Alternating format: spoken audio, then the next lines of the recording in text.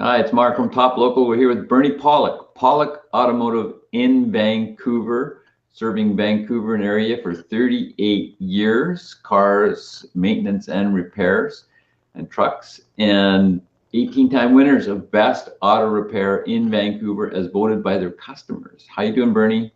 Doing very well. So we're talking about a 2012 Mercedes-Benz Sprinter van, a 3500, which is a pretty big unit, and you had a transmission service with this vehicle. What was going on? Well, this vehicle, we've done a couple hangouts on this vehicle already. One of the services this vehicle required was a transmission service. It looked about 150,000 kilometers. The fluid was quite dark and definitely due for a service. So what would be a correct interval for service of the transmission on a Sprinter van? Usually around 100,000 kilometers plus or minus, and inspecting the quality of the fluid, of course, is an important way to determine whether it needs service or not. But around 100,000 Ks, 60,000 miles. Anything unique about this service? Not particularly. I mean, it's it's a pan removal type of service, so we can take the pan off, clean it, put a new filter in, and then flush it with our transmission flushing machine. So nothing particularly unique. It's sort of just a standard rear-wheel drive type transmission service. And what's the proper way to do a thorough service on an automatic transmission? Well, I'm glad you asked, because there are different ways to do service, and I would say that there's a different variety of ways that services are done. But the proper way, as I mentioned, is to take the transmission pan off, to drain the pan completely, replace the filter, to clean the pan, inspect it for any filings or any materials, and then flush it with a transmission flushing machine. This way you get about probably 95% of the fluid replaced. Any other way is a bit of a compromise. Now, you can't do the pan on every vehicle. Some vehicles actually don't have a removable pan, and the filters are contained inside the trans. It's so labor intensive, it's just not worth doing. But wherever you can, that's the best thing to do. So let's get into a few photos here. Here's a sample of fluid. So this is a drop of the fluid that came out of the transmission, and this is what clean transmission fluid looks like, with the exception of this black stuff behind it. For some reason, it's a very close-up kind of picture, but it's a nice bright red color. I mean, some transmission fluids are a little clearer, but none of them come out. None of them are black like this. So this has got transmission material, clutch pack material, band material, and just generally burnt, fluid. So that's so basically you want the fluid to look more like this, not like that. So that's pretty old fluid. This is our fluid flushing machine hooked up. So this is after we replace the pan and the filter. We pump new fluid in, and then let the transmission run, and the transmission service machine pump new fluid in. You can see this is the fluid going out of the vehicle. Again, it's very dark, and we basically flush it to the point where the fluid coming out of the vehicle is pretty much this color. So then we know the service is done and it's complete.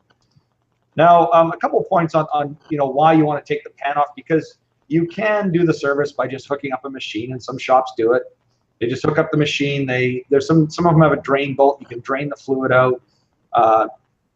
Then you can hook a machine up, or you can actually suck the fluid out through the dipstick. If it has a dipstick, you can pump new fluid through. You can do a service. But here's why you want to do it properly. This is what was in the bottom of the pan. Now, the fluid had a slightly metallic look to it, but this is the magnet. Now, there's some material, slight amount of wear in this transmission, probably not abnormal. But this material stuck on the magnet.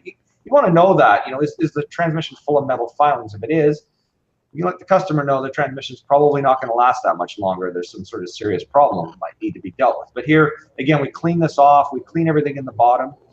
And one other photo I want to, just to show again why it's important to actually take the pan off. This is a close-up of where the drain bolt is in the pan. Now, there's the top of the drain bolt. And when you remove it, you've got this much, which is probably about a centimeter between the bottom of the pan and the top of the drain bolt where the fluid will drain out. So you're leaving all the debris and crap in the bottom of the pan when you drain it out. So it's really never a good service if you don't do it fully and complete by removing the pan.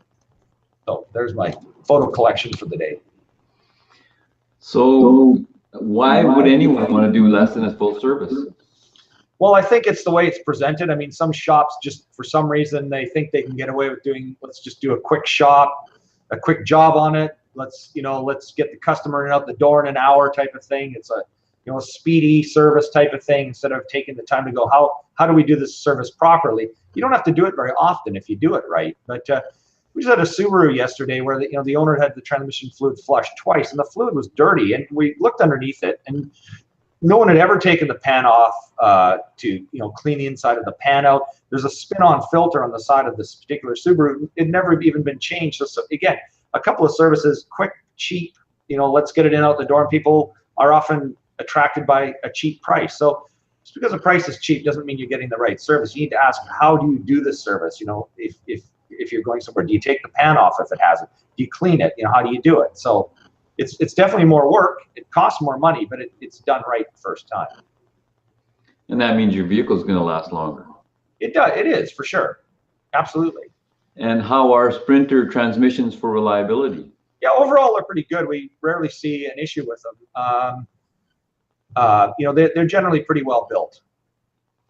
So there you go. If you're looking for service for your Sprinter van in Vancouver, the guys to see are Pawlik Automotive. You can reach them at 604-327-7112 or check out their website, pawlikautomotive.com. Thanks, Bernie. Thanks, Mark.